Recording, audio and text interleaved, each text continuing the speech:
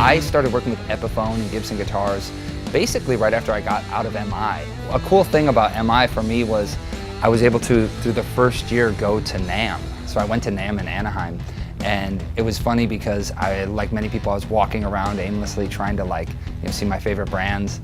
And I remember going up to Gibson and Epiphone, and I was like, wow, it's huge. And checking out all the guitars. I was trying to meet someone maybe at the company, just to know. And it was really cool because I went up there, I started playing, and this dude walks up to me, he's like, hey man, sound pretty good. And I was like, yeah. And he's like, I work for Gibson. And I was like, what? But it was a really cool experience to go to NAMM through MI. I ended up going about a week later to the showroom in Beverly Hills. And there was a lady that was working there named Jenny Feeney, and she took care of me right away. She listened to me play and she was like, okay, here, what guitar would you want to take? It was just it happened really fast.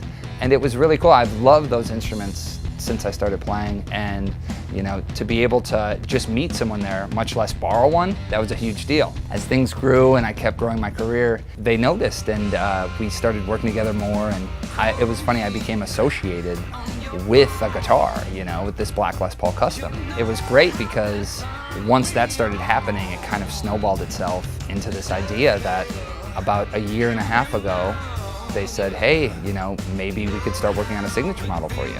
And for me, that was, as many guitar players, that's your dream come true.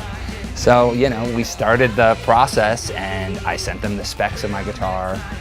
They came back to me, okay, would you like this, tweak this? And it's like, I'm in a dream, And about 3 months later, a guitar showed up, and it was the prototype for my signature. My time at MI definitely forged the relationships that grew with Blackstar, Epiphone, Seymour Duncan, everyone.